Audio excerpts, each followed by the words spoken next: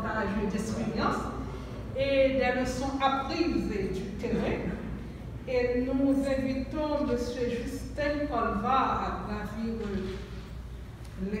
l'estrade pour nous présenter l'expérience de Merci Corps. M. Justin Colva est le directeur pays de Merci Corps. Vous avez le microphone est à vous.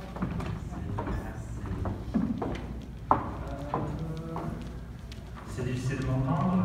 Je vais enlever. Ça va mieux. Bonjour tout le monde, je m'appelle Justin, comme l'a dit. Je suis le directeur pays de Merci Corps et je vais présenter un programme qu'on appelle l'AV. En fait, le vrai nom, c'est un nom en anglais, c'est aussi long qu'un poème. Mais en général, c'est utilisé comme levier des plateformes de communication pour des messages validés aux populations vulnérables pour un changement de comportement efficace afin de réduire la propagation du Covid-19.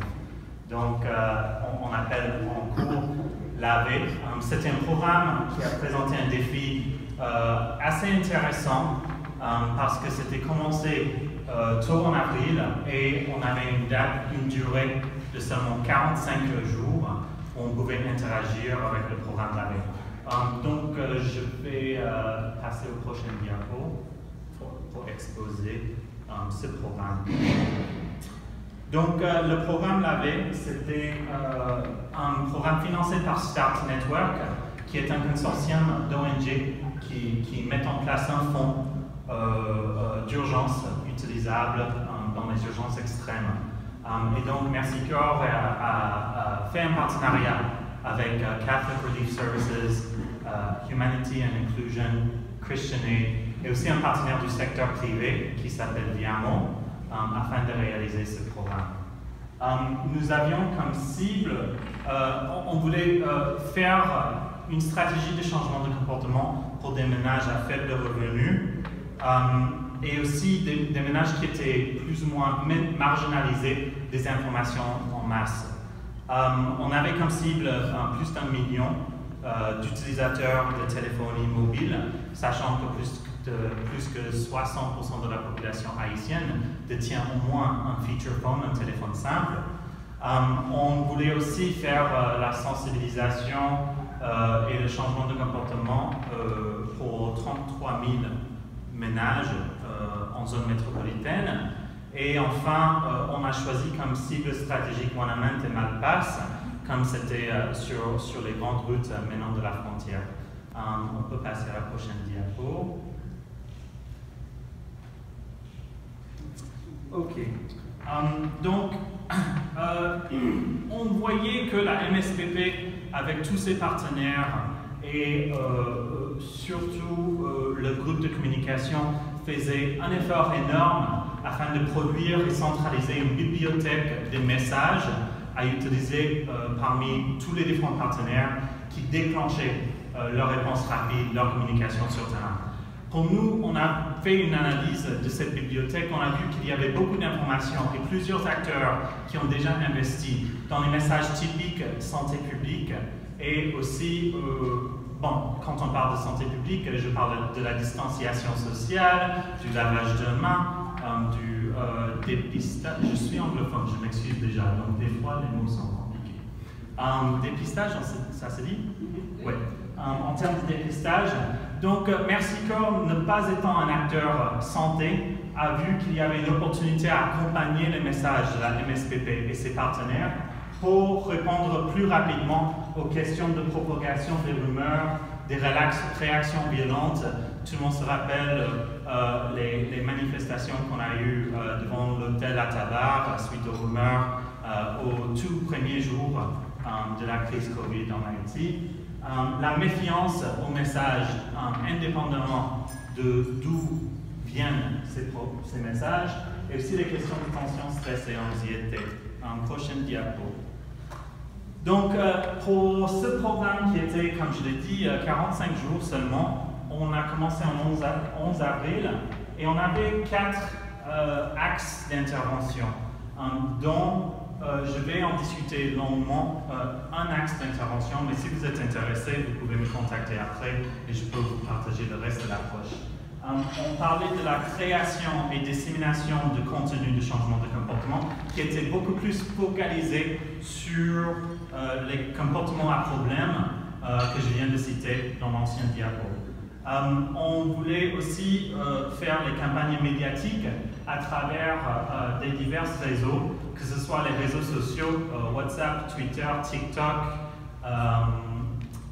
que ce soit à travers la radio, que ce soit à travers les autres leaders locaux.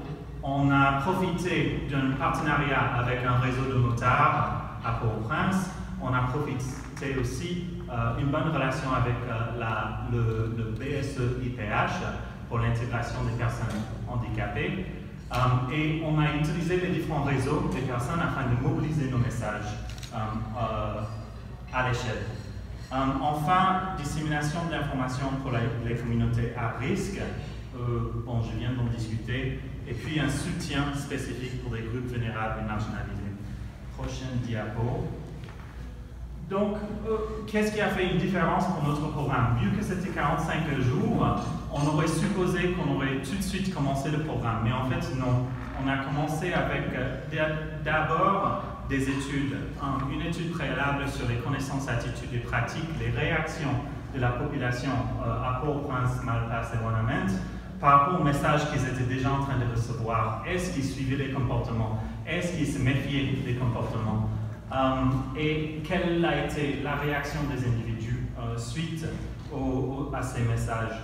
On a aussi fait une analyse des barrières avec aussi ce qu'on appelle une analyse de l'écosystème de l'information pour savoir quelles sont les sources d'information auxquelles la population fait le plus confiance.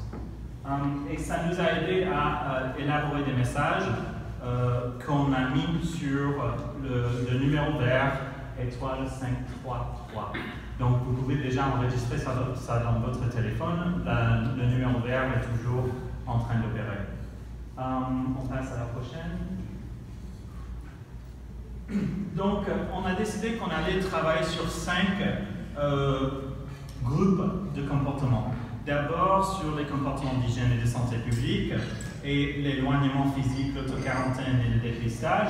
Comme je l'ai dit, on a vu que dans la bibliothèque de la MSPP et ses partenaires, il y avait tout un tas de ressources déjà disponibles et presque tous les acteurs humanitaires se mettaient déjà dans la route pour diffuser et sensibiliser sur ces messages.